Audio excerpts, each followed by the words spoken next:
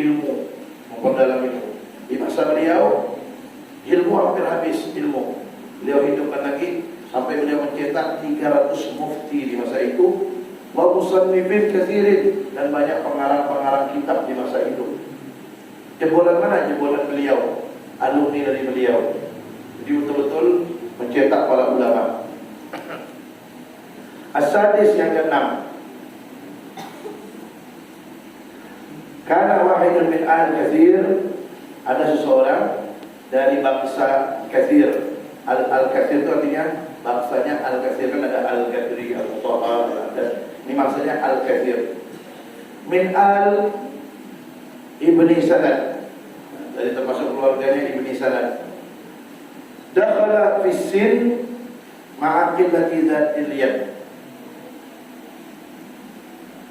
Beliau masuk ke suatu tempat, bekalnya sedikit. Faqala lahu iyaluhu. Dakhala fi sin. Beliau masuk sudah berumur tua. Beliau masuk berumur tua, ma'a qillati dzatil yad. Beliau tidak punya apa-apa, umurnya tua, tapi tidak punya apa-apa, tidak punya harta. Faqala lahu iyaluhu. Maka keluarganya berkata, ma fina taqatun, kami tidak punya kemampuan lil infaq alaik, untuk berinfak atasmu. Jadi kami tidak mampu menanggung biaya hidupmu, kata keluarganya. Karena sudah tua, duit tidak ada, kata keluarganya. Kami tidak mampu menanggung biaya untukmu, kata keluarganya. Safir, pergilah kamu, kata keluarganya. Dawirlah akal, cari makan sendiri, kata keluarganya. Kemudian pasal, akhirnya orang tua ini pun pergi lah dia, siap. Orang tua sudah pergi sama keluarganya, pergi dia. Kullama wasala ila mahallin, dan setiap beliau sampai ke suatu tempat, ma'ahad labbabihi, tak ada yang nyambut dia. Hatta dakhala al-Hinda, sampai beliau masuk ke India.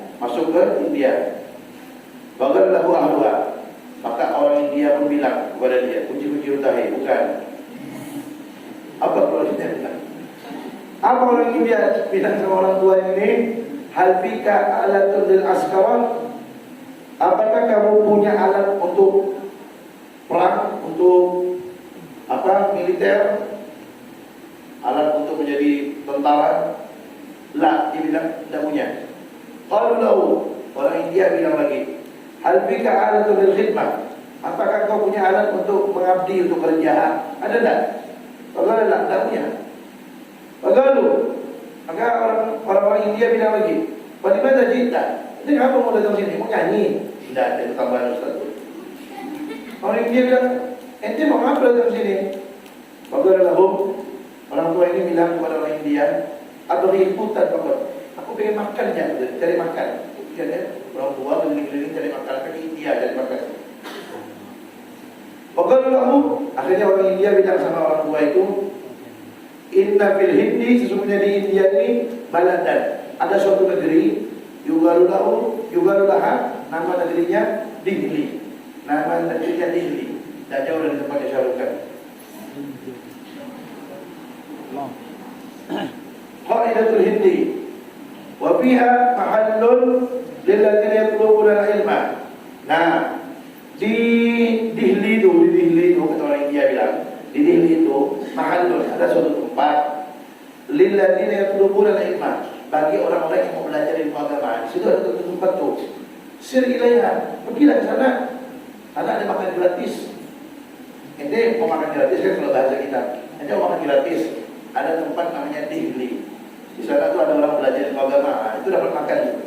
Fasara, akhirnya dia pun berjalan pergi ke tempat yang namanya tadi apa namanya? Dihli, bukan New Delhi ya. Apa namanya? Dihli.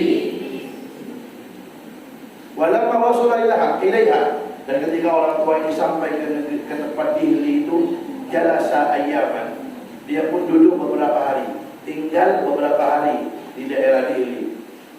Tsumma ibtada'a fi ta'allumil Qur'an, kemudian beliau pun mulailah belajar Al-Quran. Wasinnuhu, namun zaman ini Dan umur beliau sekitar 80 tahun, 80. Bayangkan. Baru mulai belajar umur 80 tahun. Tuh belajar Quran. Tsumma qara'a bil hadis. Kemudian beliau membaca hadis, belajar ilmu hadis. Wa ma madat alaihi salatun aw arba'u sinin. Wa ma madat alaihi salatun aw arba'u sinin. Dan tidaklah berlalu 3 atau 4 tahun. Dan tidaklah berlalu 3 atau 4 tahun illa wa huwa hujjatun fil ilmi hadis. Kecuali beliau menjadi hujjah, menjadi orang yang bisa menyampaikan dalil-dalil dalam ilmu hadis. 3 tahun yang belajar, 3 atau 4 tahun. Jadi orang yang sudah menyampaikan dalil-dalil dalam ilmu hadis. Hatta innahu mata, sehingga beliau itu meninggal fi hadzal balad, di negeri Dihli itu, Syekhul Islam, menjadi gurunya orang Islam. Guru Islam artinya pakar dalam agama, dalam ilmu Islam. Ya, dalam agama Islam dia pakarnya. Fi ilmil hadis, dalam ilmu hadis. Bawallahu, maka mereka pun mengangkatnya menjadi orang besar. Jadi beliau orang tua tadi yang sudah tua, yang tidak punya makanan, dia pergi hanya untuk cari makan. Tahu-tahu diarahkan ke pesantren, kalau istilah sekarang. Masuk ke pesantren itu, belajar dengan sungguh-sungguh, umur 80 tahun, 3 sampai 4 tahun saja jadi ulama besar. Kenapa? Karena belajarnya sungguh-sungguh. Karena belajarnya sungguh-sungguh, 3-4 tahun jadi. Kalau belajar tiap seminggu sekali pulang, sepekan sekali pulang, sebulan sekali, 2 kali, 3 kali pulang, 10 tahun pun pulang pun, pulang terus. Beliau ini kenapa? 3 sampai 4 tahun langsung jadi orang besar. Karena beliau belajarnya tekun dan tak pulang-pulang. Tekun dan pulang-pulang. Nah, gawat tu. Buat jampi, buat berdoa. Buat biru. Allah. Allah. Alhamdulillah. Lanjut. Mana dia? As-Sabi' yang ketujuh sekarang.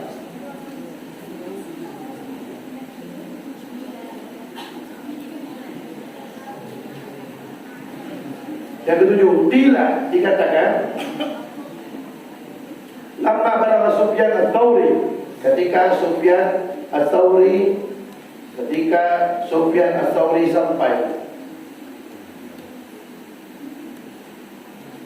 radhiyallahu anhu minal umri, umurnya 15 sampai 15 tahun. Ketika Sufyan ats-Tsauri umurnya sampai 15 tahun, qala li ummihi, beliau bilang kepada ibunya, apa katanya? Ya ummah, wahai mamaku, wahai mamaku, wahai bumiku, wahai ibuku, wahai embuku. Imam Sufyan ats-Tsauri bilang ketika umur 15, ya ummah, wahai ibuku. Apa katanya? Hayyi, apa ni? Habini lillah ta'ala, hibahkanlah aku ini untuk Allah Ta'ala. Hibah itu artinya berikan aku. Berikan aku ini, hadiahkan aku ini untuk Allah Ta'ala. Minta dia, wahai ibuku, hibahkan aku, berikan aku ini untuk Allah, kata Sufyan. Maka ibunya bilang, ya waladi, duhai anakku, innama yuhda lil muluk man yasluh lahu. Innama, sesungguhnya, yuhda, diberikan hadiah lil muluk, untuk raja-raja itu, man yasluh lahu, sesuatu yang pantas untuk diberikan. Jadi kalau mau diberikan kepada raja-raja itu sesuatu yang pantas. Apalagi yang mau diberikan ini Allah, hendaknya sesuatu yang pantas, kata ibunya. Wa anta ma fika syai', sedangkan kamu tak punya apa-apa. Yasrulillah, yang pantas untuk diberikan kepada Allah. Maksudnya gini, kamu ini minta diberikan untuk Allah, agar aku memberikan kamu ini kepada Allah. Sementara kalau mau memberikan sesuatu itu harus yang baik. Kamu ini apa yang mau diberikan kepada Allah? Apa kebaikannya, kata ibunya. Fastahya, maka malu dia.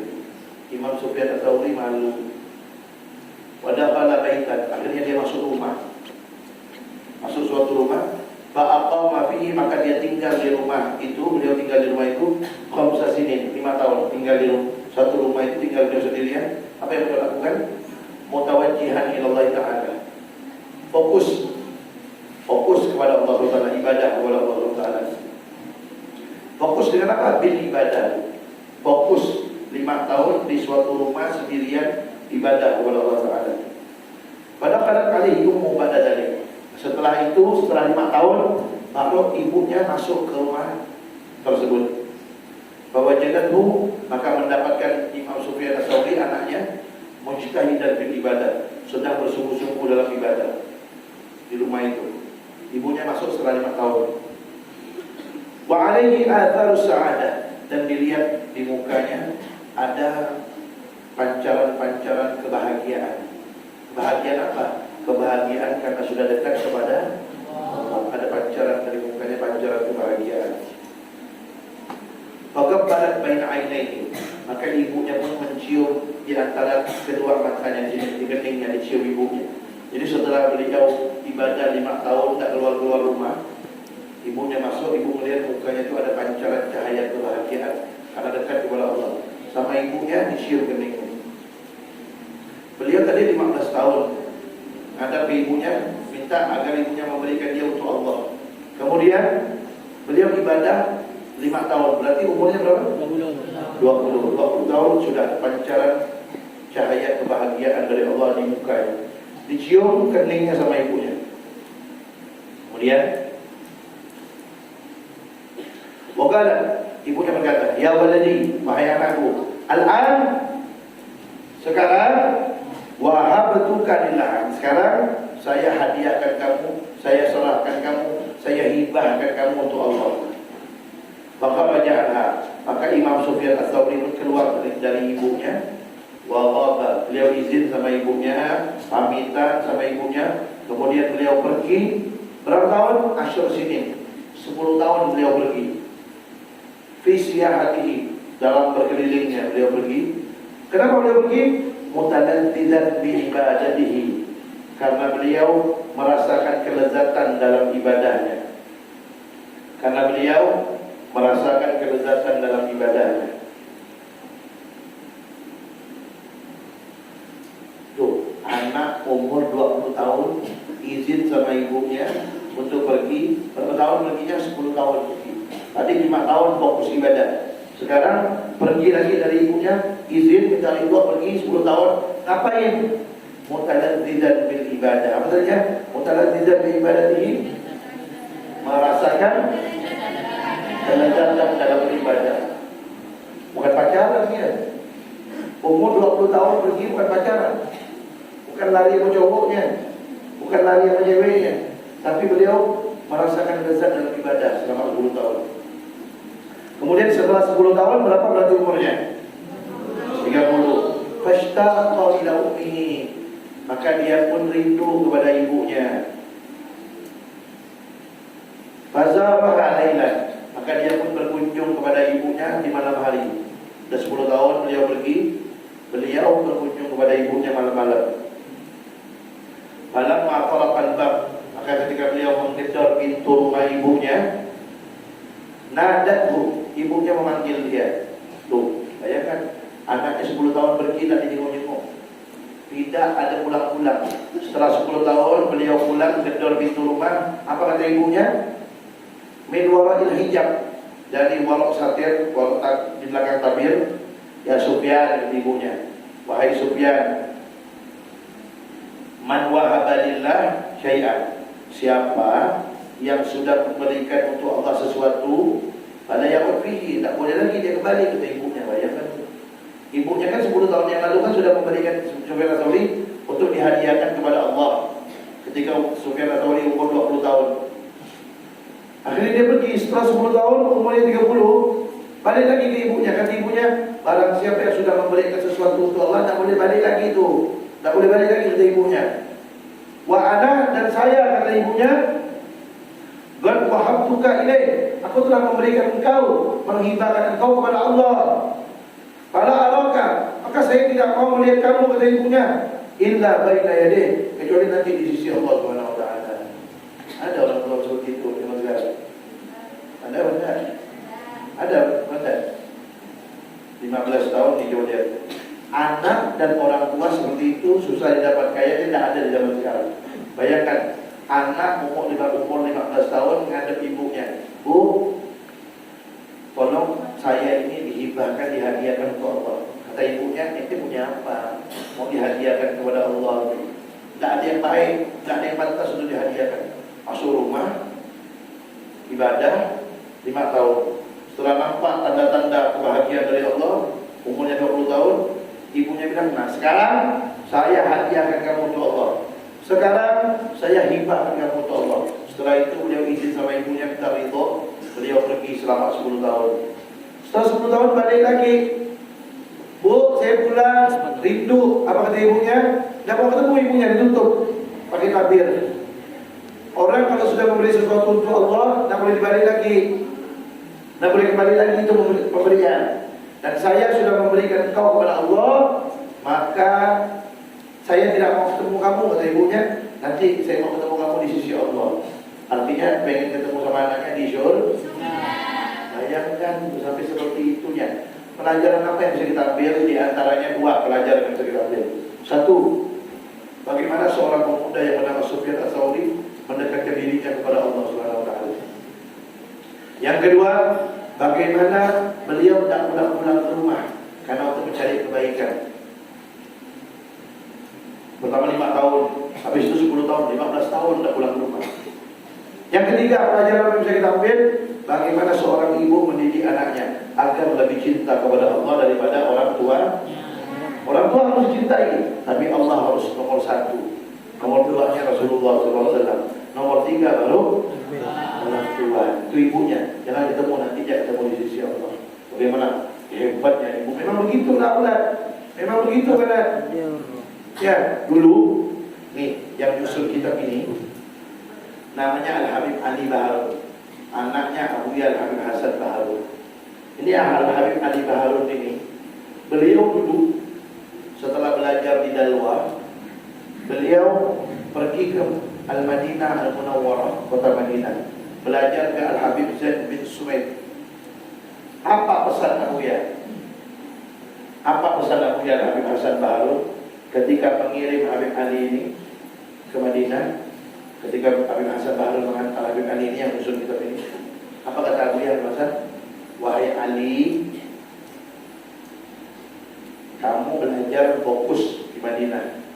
Nanti kalau kamu mendengar Abah meninggal dunia, jangan pulang ke Indonesia, karena tempat berkumpul bukan di dunia, tapi tempat berkumpul nanti di surga. Tuh, kata Abuya Hasan Baharun.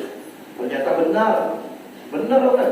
Habib Ali pergi ke Madinah sekitar tahun 97 atau 98 itu. Beliau berangkat. Tahun 99, kurang lebih setahun setelah Habib Ali itu berangkat, setahun kira-kira meninggal Abuya Hasan Baharun. Tahun 99 meninggal. Apakah pulang Habib Ali? Tidak. Kapan beliau pulang?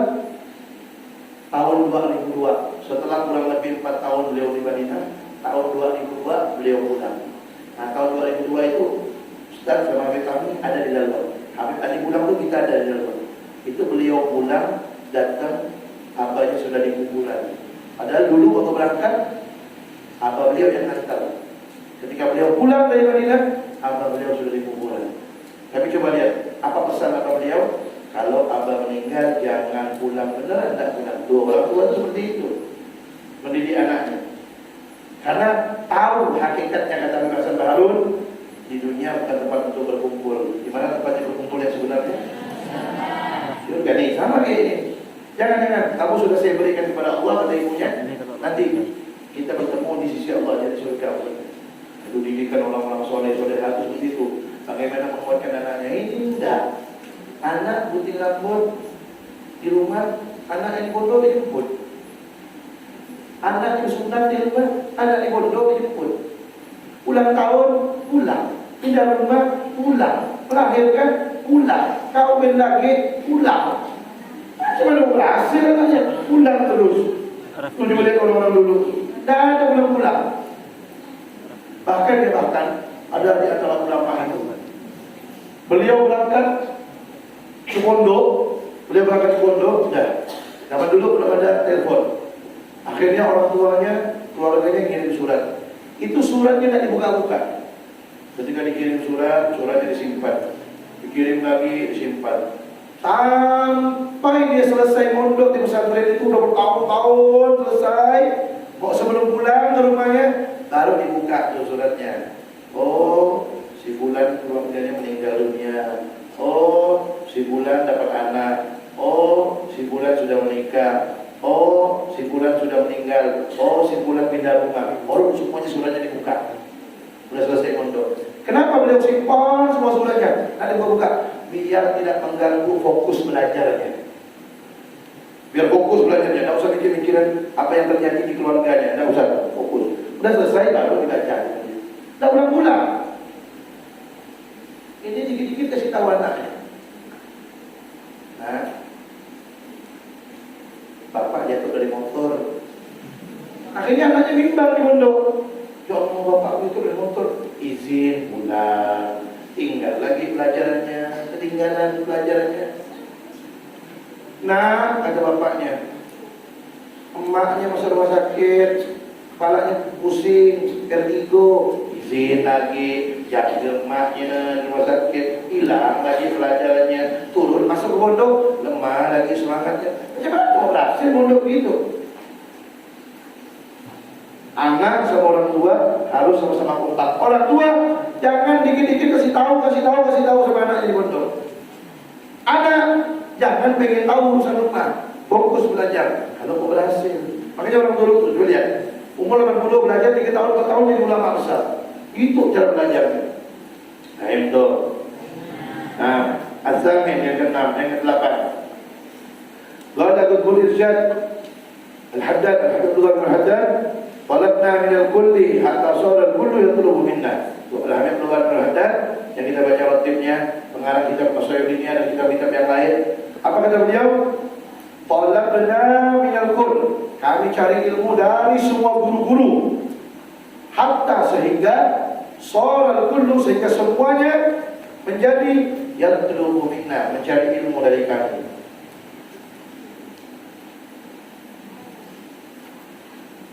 Jadi beliau banyak gurunya. Ada tuh gurunya banyak.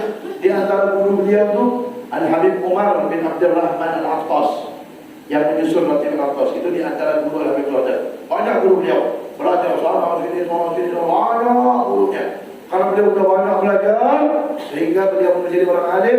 Akhirnya orang-orang pun belajar kepada beliau. Sampai sekarang kita semuanya termasuk muridnya Al-Habib Abdullah bin Al-Haddad, karena kita semuanya mengambil ilmu dari kitab-kitab beliau. Alhamdulillah. Kalian tahu tak, Al-Habib Abdullah bin Al-Haddad itu di masa kecilnya, beliau belum umur 10 tahun, kalau nggak salah sekitar 6 atau 7 tahun, mata beliau itu buta, kena penyakit buta kata beliau. Pada umur 6 atau 7 tahun, di bawah 10 tahun pokoknya. Tuh. Tapi karena beliau hatinya bersih, taat kepada Allah, sungguh-sungguh mata hatinya dibuka oleh Allah SWT. Di antara kelebihan beliau, Al-Haddad itu di antara kelebihan beliau kalau mengarang kitab, kan beliau matanya buta, mata zahirnya buta. Beliau kalau mengarang kitab, beliau yang ngomong, murid beliau yang nulis. Itu di antara kelebihan beliau. Semua kitab yang dikarang oleh Habib Haddad, semuanya setelah dikarang tak perlu diperiksa lagi, betul semuanya. Tidak perlu direvisi kalau istilah orang sekarang. Tidak perlu direvisi. Oh ini salah, betul kan? Oh ini kurang, ditambah. Tidak ada. Semua kitab Habib Haddad setelah dikarang tidak ada direvisi, tidak ada dirubah. Kenapa? Tidak ada yang kurang dan tidak ada yang salah. Tuh, Habib Haddad dan mata beliau buta. Kalau sebagian orang kan kalau ngarang kitab kan habis dikarang kan periksa dulu kan, sebelum dicetak diperiksa mana dia salah. Oh ini salah nih, betulkan dulu. Oh ini kurang nih, tambah dulu. Kalau beliau, tidak, walaupun beliau tidak punya penglihatan zahir, semua karangan beliau tidak perlu dirubah dan tidak perlu ditambah. Betul semuanya. Tuh, alhamdulillah ada barokah kita. Sampai sekarang kita beliau dibaca. Sampai di pedalaman-pedalaman negeri di Indonesia pun dibaca kita beliau dan pelangkipnya beliau. Nafa'anallahu bih. At-tasih yang ke-9. Al-Syekh Al-Khatib Al-Baghdadi alafa kitaban dzakara fihi as-sahaba wa tabi'in wa man ba'dahum min alladziina rahalu li ajli talab hadits wahid. Al-Syekh Al-Khatib Al-Baghdadi beliau alafa mengarang kitaban, suatu kitab, dzakara fihi, beliau sebutkan dalam kitab yang beliau karang itu, siapa yang beliau sebutkan? As-sahabat, para sahabat Nabi, wa tabi'in, dan para tabi'in, wa man ba'dahum, dan orang yang hidup setelah tabi'in, minal ladzina rahalu, daripada orang-orang yang pergi li ajli talabi hadisin wahid, hanya untuk mencari satu hadis. Jadi beliau ada satu kitab. Syekh Al-Khatib Al-Baghdadi ini punya kitab. Di situ isinya cerita para sahabat, para tabi'in, para orang-orang ulama, mereka yang ceritanya pergi ke daerah-daerah yang jauh hanya untuk mempelajari atau mengambil satu hadis Nabi Muhammad SAW. Kan dulu pernah ada ceritanya, kan? Ada cerita sahabat Jabir bin Abdullah pergi ke luar negeri, perjalanan sebulan, karena beliau mendengar di sana ada seorang sahabat Nabi yang mendapatkan riwayat hadis dari Nabi. Beliau ingin mengambil hadis itu dari sahabat tersebut. Nah, ini Syekh Al-Khatib Al-Baghdadi punya kitab cerita-cerita tentang bagaimana sahabat, tabi'in, para ulama yang pergi ke luar negeri, luar daerah hanya untuk mengambil satu hadis Nabi saja. Saking mereka itu semangatnya untuk belajar ilmu agama. Mudah-mudahan Allah berkahi ilmu kita. Wallahu a'lam.